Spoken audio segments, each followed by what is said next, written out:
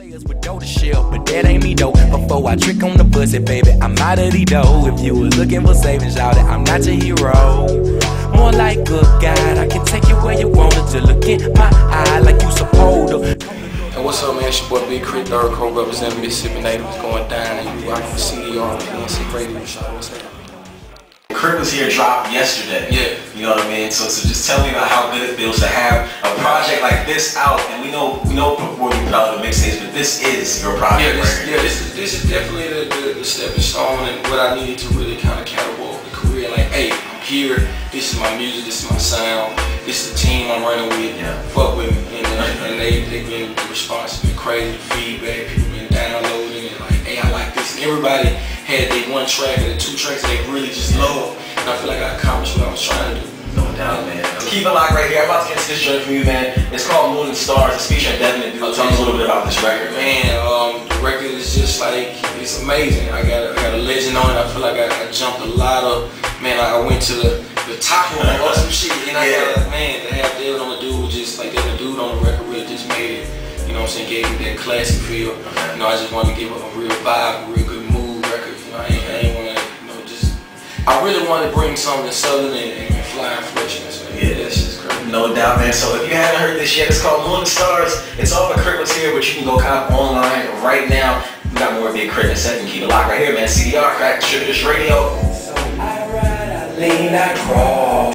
You also produced your entire project. Yeah, man. It was one of the things that I was excited to do because at the same time a lot of people didn't realize I was doing a lot of my beats like way back in the day. Like all my stuff was really original and I was producing it all, and to be able to showcase it on this, you know what I'm saying, on this album it was crazy. And people still like, oh, you really did all these hits, and I really did all these. I mixed some shit too, so it is what it is. Now I gotta ask you, man, what is a studio session like with BIGKRIT? Seeing that you produced the record, mixed the record, and performed on it, how critical are you of yourself, man? Like that shit is definitely not, you know, like you could do it in one day, but I really like to take my time, man. Like Hometown Hero, that was like a 10-hour or 11-hour thing, because I was like, man, I need this to be perfect. I need this to hit hard. I need dynamic, you know what I'm saying? Yeah, I didn't want the track to just be a loop. So, like, yeah, man, it's a grueling process. No doubt. Yeah, it's a quiet, grueling process too. And I would say, listening to your production, it's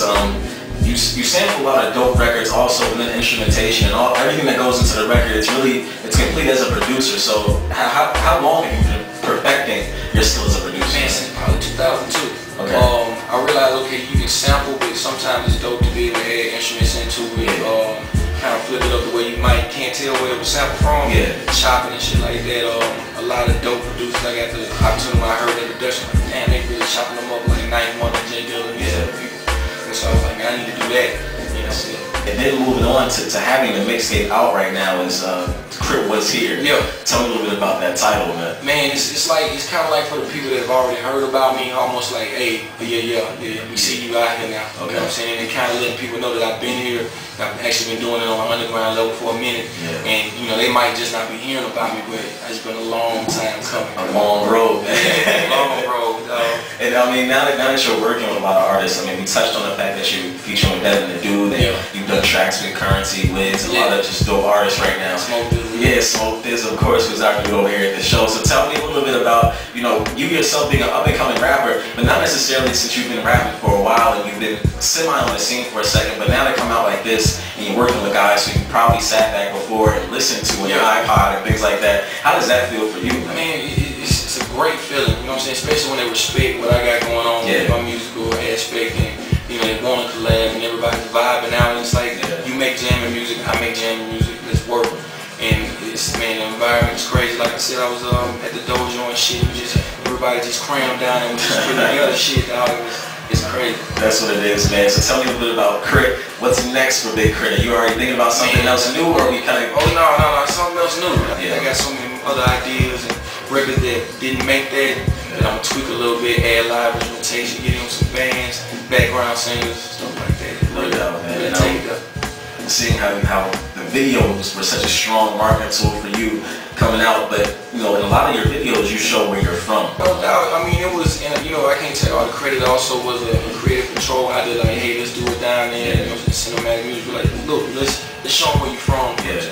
most importantly, you know, it was dope to be able to get the raw footage and people from my hometown be able to see shit that they can recognize. And you've never been to Mississippi, it should give you some kind of idea.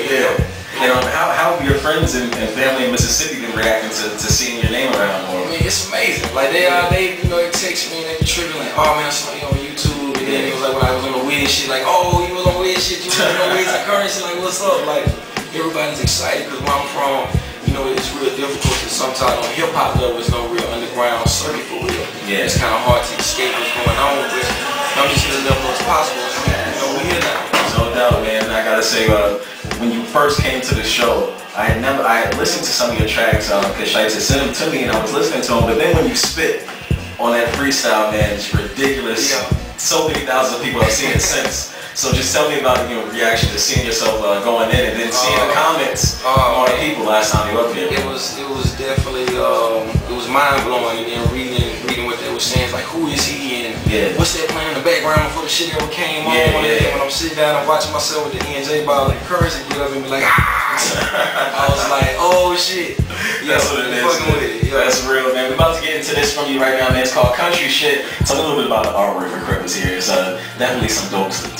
Oh yeah, man, it's crazy, and like when I got the opportunity to see it, because at the end of the day I wanted it to be something simple and something that, you know, the simplistic aspect to kind of draw you into it. You know, the crown and the portrait in the back part, it's ridiculous. And I think, you know, just the last few months for you have been really dope as far as, you know, marketing and getting yourself out there.